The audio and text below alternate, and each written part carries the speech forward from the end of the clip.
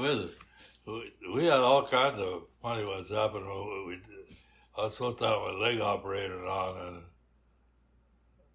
and after taking the last final, I was supposed to go to the athletic office and pick up the admission papers for the hospital to have this leg operated on that had that extra bone grow the whole length of the femur. And I went over there to get it done. Man, I'd been waiting all year to get it out. They tell me now the doctor's afraid to take that out. They're going to postpone it a year. I can remember who in the hell runs this goddamn school? The athletic department or the president of the university? I was really foaming when I went back to our little house we lived in, and her superintendent, she was teaching at the time, the superintendent had given her a brand new atlas. And I was laying there on the bed, so I grabbed that thing, and it gave me an idea. I lined the job up 3 weeks after my operation date in the personnel office at Shuckles Cannery, which turned out to be a real good job. Anyway, so I wasn't going to go to work, and I got looking at that thing. So her paycheck was $200. Excuse me. $200 a month. And that's how much money we had between us on that date, and wouldn't have any. I think I had $205 between us. But we had a pretty new car, and I looked at that book and I said, hell, for about 3 weeks, we could travel. And we didn't have a tent.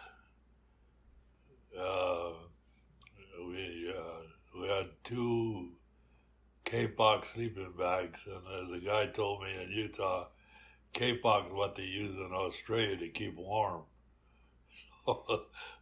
No, cool. They keep cool. So anyway, they weren't very good. They cost $5 each at Montgomery Ward when I was in high school. Anyway, when she came home, I said, hey, look at this thing, and we could go see the whole western United States for about 5,000 miles.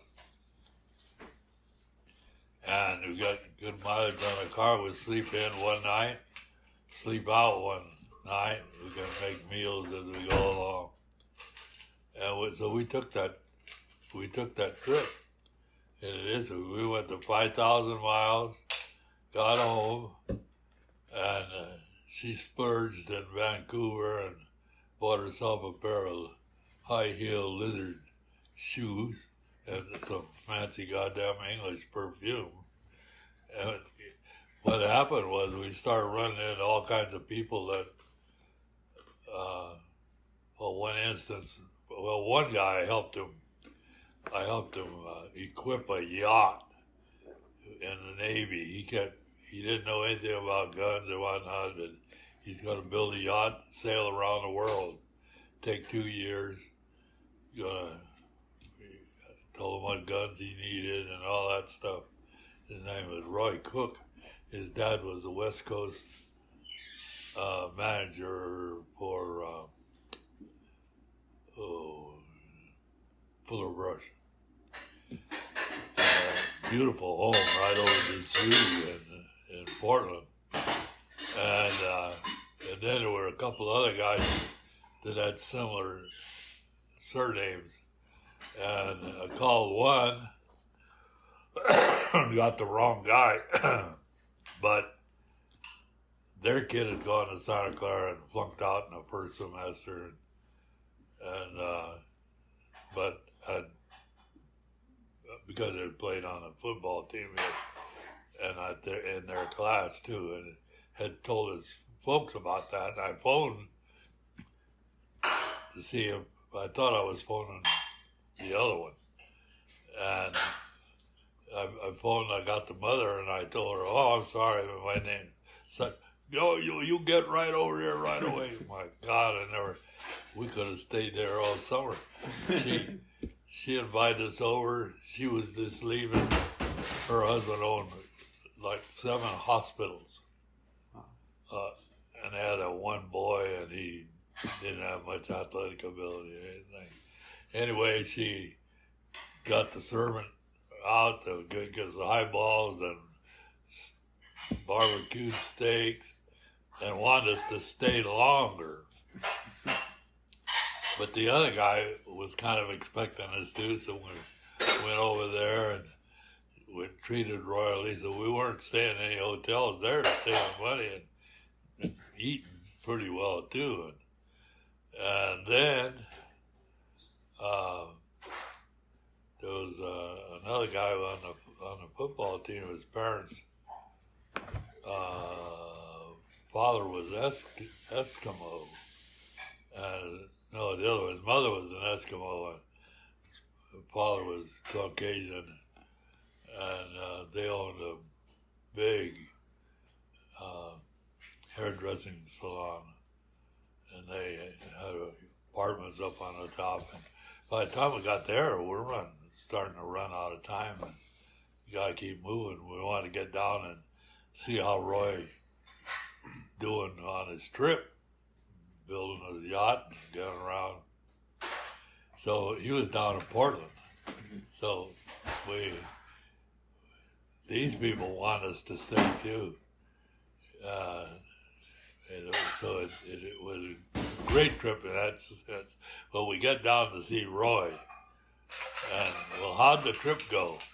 Oh, he said, it's a lot shorter than we planned.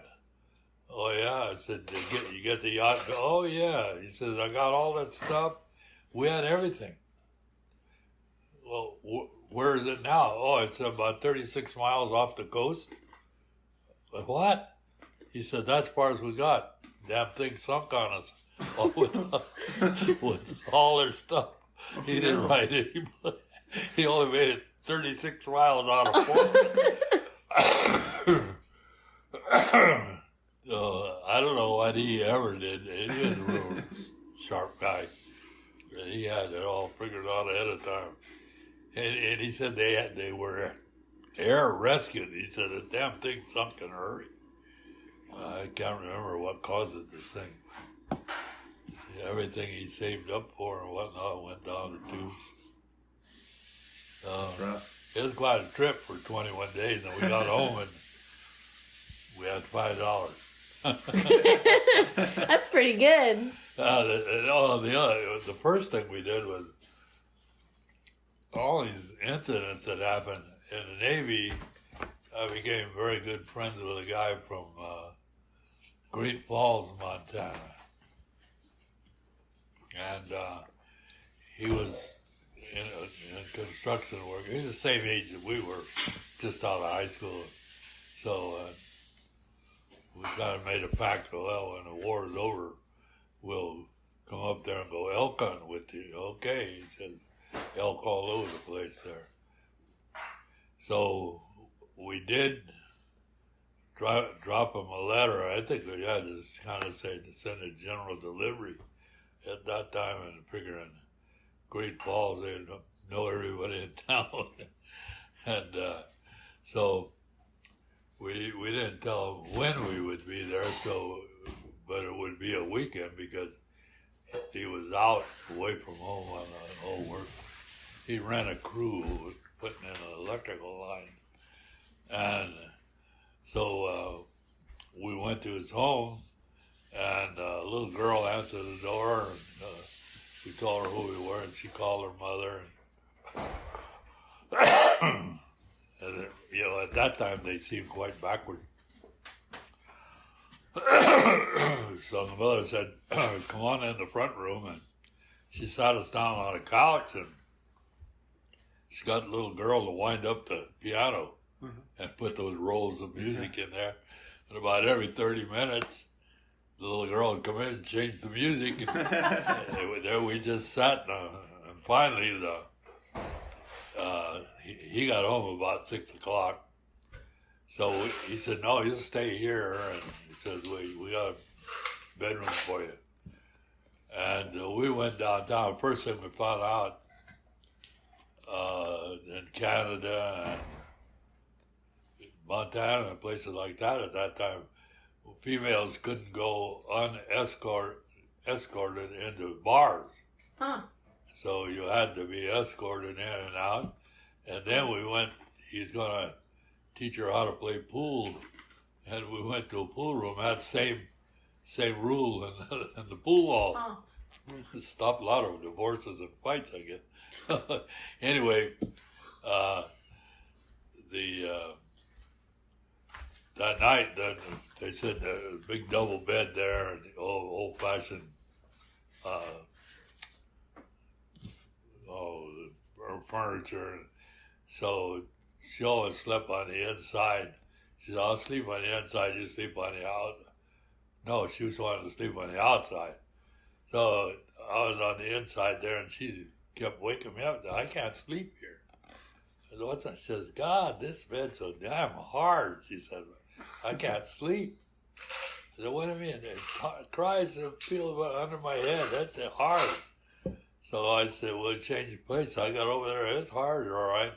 I got on bed, pulled it back. Christ, there's 2 6-shooters in the holsters and the belt full of bullets under the guy's pillow. And he slept on that crap. Jeez. Oh, jeez. So that was another They thing. got nothing to complain about, right? Oh God.